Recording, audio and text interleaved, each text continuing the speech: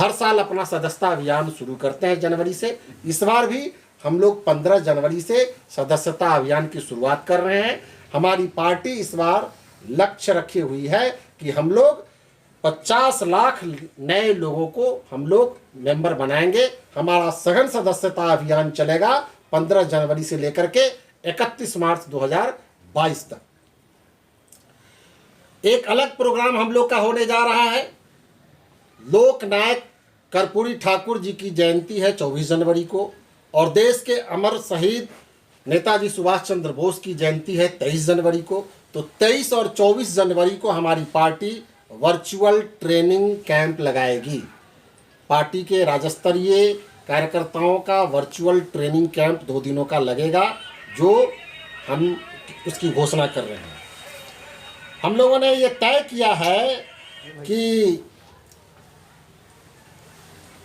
अभी जो कोरोना के नाम पर जो अंतर्राष्ट्रीय स्तर पर हैवॉक क्रिएट किया गया है, ये ड्रग माफियों की उपज है, इंटरनेशनल ड्रग माफियों की उपज है, जिसके चलते दुनिया के तमाम हुक्मरान उसके गिरफ्त में आए हुए हैं, उसके इस माफिया के चंगुल में फंस गए हैं। और हुक्मरान लोग अपने यहाँ की जनता को कोरोना का भय दिखा करके यहाँ के धन का लूट मचा रखे हैं। इस बात का हम लोग पूरी तरह से विरोध कर रहे हैं। दुनिया के बड़े बड़े साइंटिस्ट ने कह रखा है कि कोरोना नाम की जो का भय दिखाया जा रहा है वो कुछ नहीं है। जो पहले से गंभीर बीमारी से पीड़ित रहते हैं वे लोग मरते हैं, और ख़ास तौर पर अभी जो नया वेरिएंट ओमिक्रॉन आया है ये तो बहुत हल्का इफेक्ट डालता है, लेकिन यह स्वयं यह ओमिक्रॉन किसी व्यक्ति को होता है तो उसके इम्यूनिटी पावर को बहुत बूस्टअप कर दे रहा है। ये टीका लगाने से ज़्यादा बेहतर है कि किसी को ओमिक्रॉन हो जा रहा है तो वो पहले से ज़्यादा इम्यूनिटी पावर उसके अंदर में डेवलप कर जाता है और फिर उसको कोरोना नहीं हो रहा है। ये दुनिया के तमाम साइंटिस्ट इस बात को बोल चुके हैं, और वैसे साइंटिस्ट जो अपना पेपर शो कर रहे हैं इंटरनेशनली मीडिया में, उसको नहीं आने दिया जा रहा है। यूट्यूब और सोशल अकाउंट उसका बैन कर दिया जा रहा है। जो चैनल और जो पत्रकार इस चीज़ को दिखलाते हैं उसके भी अकाउंट को बैन कर दिया जा रहा है। तो ये ड्रग माफियों के दिमाग का फितूर है, जिसका विरोध हमारी पार्टी करती है। उसके बावजूद भी कोरोना से कुछ लोग जो गंभीर रूप से पहले से जो बीमारी है उसके वजह से कोरोना अगर अटैक करता है तो बीमार हो जाते हैं, तो हमारी पार्टी ने आज helpline number 4 number helpline number जारी किया है, जो हमारे पार्टी के कार्यकर्ता राकेश कुमार उर्फ मुन्ना पंडित जी का है, परमानंद जी का है, शशांक कुमार मोनू जी का है, निशांत झा का है और उमांशु शेखर का है। ये 5 आदमी कोरोना के गंभीर बीमारियों से जो पीड़ित हैं उनके इलाज के लिए, उनके देखभाल के लिए, उनके तमाम तरह की सुख सुविधा के लिए हमारी पार्टी के ये 5 कार्यकर्ता अहरनिश अपना नंबर खोले रखेंगे। उनका नंबर हम लोगों ने जारी किया है। यही बात आज आप लोगों से हम लोग को विशेष तौर पर कहनी। नंबर क्या है? नंबर आपको मिल जाएगा। एक तरफ सर आपने बैंकिंग सेक्टर का बात किया, जिस तरह से आपने सवाल उठाया कि सरकार कितने सारी योजना, इधर ही सर प्रधानमंत्री उद्योग योजना के तहत लगभग 16,000 लोगों को सर 10-10 लाख रुपये दिया गया। इधर शहनवाज हुसैन जी ने बोला है। उसके बाद सर 16,000 लोग बेरोजगार से दिया गया सर, ये तो वो सब मिलाकर के 40% है। आपको पता होना चाहिए, अगर बम्बई का केवल आप सीडीआर देखेंगे बम्बई का, तो बम्बई में 150-60 जाता है। इसके पीछे क्या कारण हो सकता है? बैंक क्यों नहीं लोन देती है? बैंक नहीं लोन देती है तो ये सरकार इसके लिए रिस्पॉन्सिबल है। सरकार के नियंत्रण में बैंक है, सरकार के नियंत्रण में बैंक है। सरकार को ये पूछना चाहिए। वित्त मंत्री के साथ, बिहार सरकार के वित्त मंत्री के साथ बैंकर्स की बैठक होती है हमेशा 3 महीने पर। भारत सरकार के वित्त मंत्री के साथ बैंकर्स की बैठक होती है, उसमें सीडीआर रेशियो की सुधार करने की बात हर बार होती है। लेकिन बैंक के थेथराई है, बैंक प्रशासन की थेथराई है कि वे लोग सीडीआर रेशियो को नहीं सुधार करते हैं। कैसे आंध्र प्रदेश में 131 है सीडीआर? आंध्र प्रदेश की मजबूत राजनीतिक क्षमता है वहां के मुख्यमंत्री की, तभी ना वहां आपको 131 सीडीआर है वहां। यानी वहां के लोग, आंध्र के लोग 100 रुपया जमा करते हैं तो वहां की बैंकिंग प्रणाली 131 रुपया देने के लिए मजबूर है। साफ वहां आंध्र प्रदेश के मुख्यमंत्री ने कह दिया कि तुम लोन नहीं दोगे तो तुम्हारा बोरिया बिस्तर बंद कर देंगे। राघवेंद्र जी, ऐसा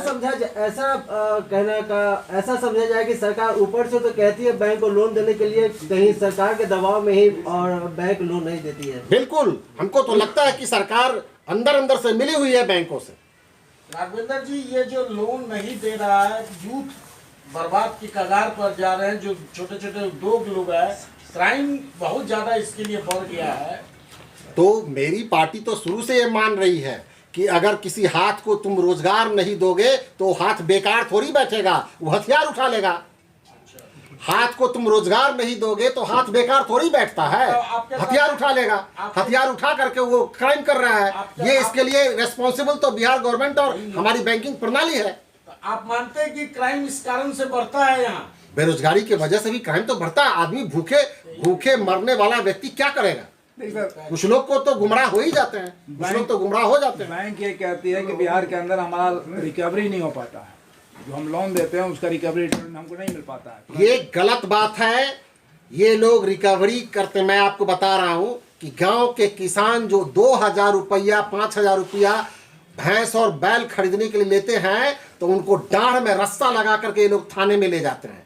लेकिन अरबों रुपया करोड़ों रुपया मेहुल चौकसी, ये ललित मोदी, नीरव मोदी और माल्या, ये लोग लूट करके ले गए और दामाद के तरह इनको भारत सरकार बाहर भेज देती है। ये कहाँ का नियम है कि देश के किसान और मजदूर बैल भैंसी खरीदने के लिए 5000 6000 लोन लेती है और उसको चुकाने में अगर 2 महीना का लेट हो जाता है तो डांड में रस्सा लगा करके घसीट करके उसको जेल के शिक्षों में डाला जाता है। उस समय कहाँ चला जाता है कानून, जब विजय माल्या को दामाद की तरह भेजा जाता है। एक तरफ भारत सरकार लोन के लिए लोगों को जागरूक करने पे लगी हुई है, दूसरी ओर आप बजाज फाइनेंस से लेकर HDFC के बैंकों को देखिए या वो प्राइवेट सेक्टर को देखिए, वो लोन देती है और वो रिकवरी भी कर रही है, चाहे जो भी हो।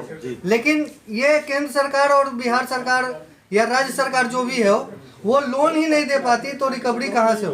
बस यही तो मेरा सवाल है। आपने मेरे सवाल को ही उठाया है और आपके सवाल में भी आपका जवाब शामिल है। सीधी सी बात है सर, ये मैं ये पूछना चाहता हूँ कि जब बजाज फाइनेंस 20% और 30% तक लोगों को दबाने का प्रयास करती है लोन देकर, तो सरकारी कंपनियां क्यों नहीं लोगों को लोन दे रही? ये सरकार की लापरवाही के वजह से है, सरकार की अनदेखी की वजह से है, या सरकार की मिली भगत की वजह से, ऐसा भी आप कह सकते हैं।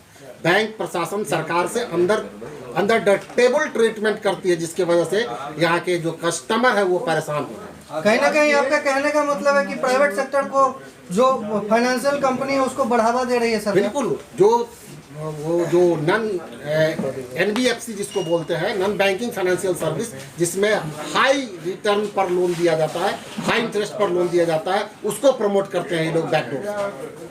वो साहूकार की तरह उनका कर्जा बढ़ता चला जाता है, उसका कंपाउंड इंटरेस्ट इतना तेजी से बढ़ता है कि जो कंज्यूमर है वो लोन चुकाने में मजबूर हो जाता है। अध्यक्ष जी, उन वार्ड सचिवों का क्या होगा? आप लोग ने कल भी जो ट्रेन रोका था उसमें एक मुद्दा था, सर वार्ड सचिव की लड़ाई कहाँ तक जाएगी? वार्ड सचिव के लिए तो हम लोग लड़ ही रहे हैं। वार्ड सचिव अब घर बैठ गए तो हम लोग क्या कर सकते हैं, लेकिन उसके बावजूद भी हम लोग लड़ रहे हैं लगातार। उनका कहना है कोरोना हो गया, जिसके कारण कोरोना हो गया तो उससे क्या फर्क पड़ता है? कल रेल रोकने में तो लोग कहीं नहीं दिखाई पड़े थे। हमारी पार्टी के कार्यकर्ता पूरे बिहार में सब जगह उनके इशू को लेकर के कल रेल रोके थे, वो लोग दिखाई नहीं पड़ रहे थे।